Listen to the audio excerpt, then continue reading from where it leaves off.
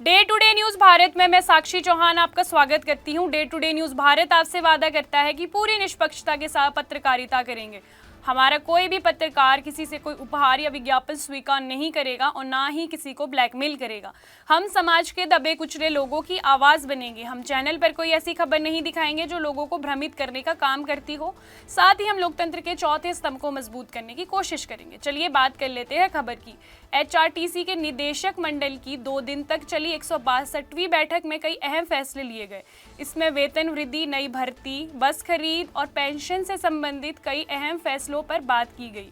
Junior office assistant के 171 पदों को भरने की मंजूरी दी गई। साथ ही कुछ वर्करों को कॉन्ट्रैक्ट बेसिस पर रखने की भी बात की गई। एचआरटीसी के निर्देशक मंडल की 162वीं बैठक में कर्मचारियों को राहत देने वाले कई अहम फैसले लिए गए। उप मुख्यमंत्री मुकेश अग्निहोत्री ने शिमला में प्रेस कॉन्फ्रेंस कर इन फैसलों की जानकारी दी। उन्होंने कहा कि ड्राइवर और कंडक्टर को बड़ी राहत देते हुए नाइट अलाउंस की शर्तों में बदलाव किया गया है। अब तक 30 किलोमीटर से अधिक दूरी तय करने वाले कर्मचारियों को नाइट अलाउंस मिलता था, लेकिन अब ये सुविधा 30 किलोमीटर से कम दूरी वालों को भी मिलेगी। साथ ही उन्होंने कहा कि दैनिक वेतन कर्मचारियों के मानदेय में भी बढ़ोतरी होगी। पहले उनकी दिहाड़ी 400 रुपये थी, लेकिन अब ये बढ़ाकर 425 कर दी गई है। बसों की खरीद में भी नए प्रावधान किए गए हैं। नई बसों की खरीद में बैटरी की शर्तों पर भी बात की गई, जबकि पुरानी बसों की बैटरी बदलने को भी मंजूरी दे दी गई। उप मुख्यमंत्री मुकेश अग्निहोत्री ने कहा कि एचआरटीसी के कर्मचारियों को पूरी सुविधा दी गई है। उनकी सुविधाओं का ध्यान रखा गया है। नाइट अलाउंस, वेतन वृद्धि, नई भर्ती और पेंशन से जुड़े कई अहम फैसले लिए गए हैं। उन्होंने कहा कि परिवहन निगम में कार्यरत करीब 10,000 कर्मचारियों में से 9,999 को ओपीसीएस में शामिल किया गया है। 75 वर्ष से अधिक आयु के 696 पेंशनरों को 23 करोड़ रुपए के संशोधित पेंशन जारी की गई है। हमारे पास ये जो बसेस जब खरीदी गई, इसमें बैटरी का क्लॉज साथ में नहीं जोड़ा गया कि जब एक बैटरी ख़त्म हो जाएगी तो कंपनी द्वारा से बैटरी देगी। वो क्लॉज मिसिंग था, तो इसलिए ये बसेस खड़ी हो गई। डिपार्टमेंट का मानना है कि ये बसेस अभी 6-7 साल तक सर्विस दे सकती हैं, बशर्ते इनकी बैटरी खरीदने की इजाज़त दे दी जाए। और इसलिए ये 22-23 लाख रुपए की बैटरी आती है इसकी, और करार सही नहीं था, जिस वजह से द्वारा बैटरी नहीं इनमें पड़ी।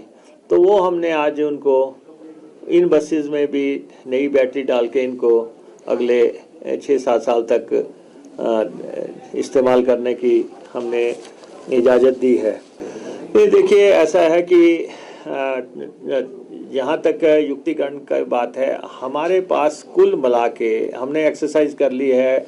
हमारे पास कुल मिला के 74 ऑफिसर हैं, 74 ऑफिसर्स हैं, और जो क्लास 1 एंड 2 के ऑफिसर हैं।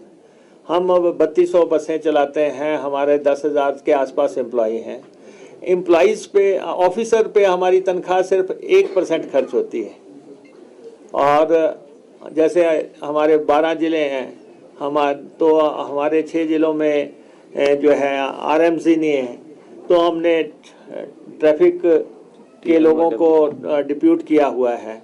तो आज भी उस पर काफ़ी एक्सरसाइज हुई। कुछ पोस्टें हम हटा रहे हैं, कुछ पोस्टें युक्तिकरण के तहत हमें जो चाहिए, हमें मैकेनिक चाहिए हैं, हमें स्टोर कीपर्स चाहिए हैं, तो कुछ पोस्टें हमने आज हटाई हैं, और उनकी जगह जो पोस्टें हमारे लिए ज़रूरी हैं उन पोस्टों को हम ऐड कर रहे हैं। जैसे उसी क्रम में हम 171 पोस्टें जो है जेटीओ की, जेओआईटी की हम भरने जा रहे हैं। तो लगातार प्रयास है कि एचआरटीसी में रेगुलर भर्ती हो, उस क्रम में हम आगे बढ़ रहे हैं। एचआरटीसी में 680 कर्मचारियों को अब तक हम नौकरी दे चुके हैं। 680 प्रेजेंट गवर्नमेंट बनने के बाद 357 तो जिसमें रेगुलर कंडक्टर ही हैं, और बाकी भी हम भर्ती कर रहे हैं, रैशनलाइजेशन भी कर रहे हैं। और जो भी इनकम बढ़ाने के जो भी मेजर्स हैं वो हम ले रहे हैं। स्टेट गवर्नमेंट की जो हमारे से एक्सपेक्टेशंस हैं एचआरटीसी से, वो भी हम कर रहे हैं। कुछ बस अड्डे हमने जो है ट्रांसपोर्ट डिपार्टमेंट को दे रहे हैं हम।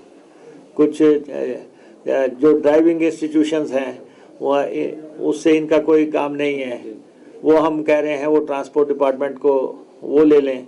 और तो इसलिए सारा व्यवस्था देखी जा रही है और जो भी हो संभव है आय बढ़ाने के लिए वो कदम उठा रहे हैं।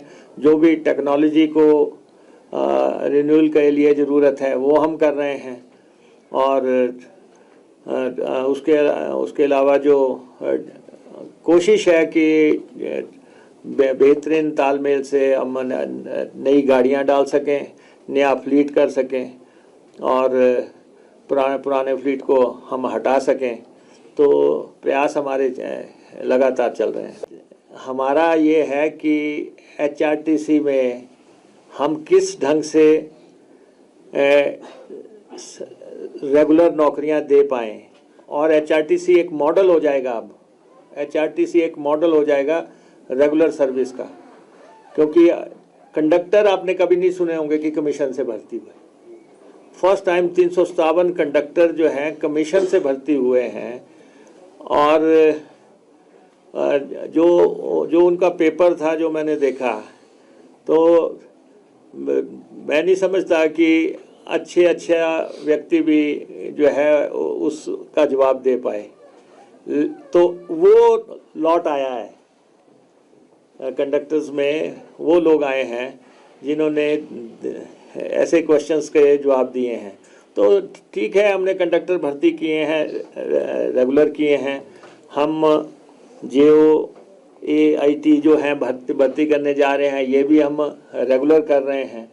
तो कम से कम, और हमने पीस मील जो थे उनको अगर कॉन्ट्रैक्ट पे ले आए हैं, तो हमने काफ़ी कोशिश की है कि कर्मचारियों को। अच्छा, फिर OPS हमने लागू की। OPS 9,099 लोगों को OPS में लाना ही 10,000 में से एक बहुत बड़ी सफलता है कि लोगों को हम OPS के दायरे में ले आए। और जिन लोगों को लगनी नहीं थी उनको भी हमने जो है OPS लगाई है।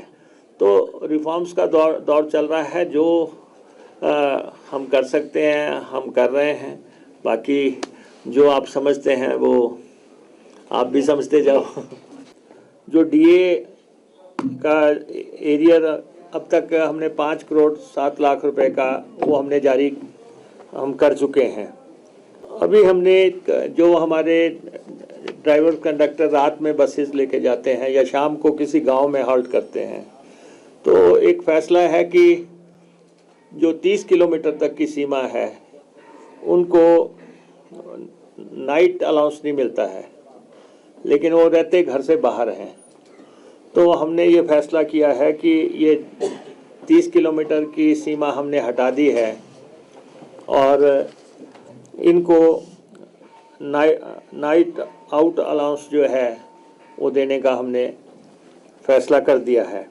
HRTC के ये नए नियम पेंशनरों के लिए और कर्मचारियों के लिए एक राहत की बात है।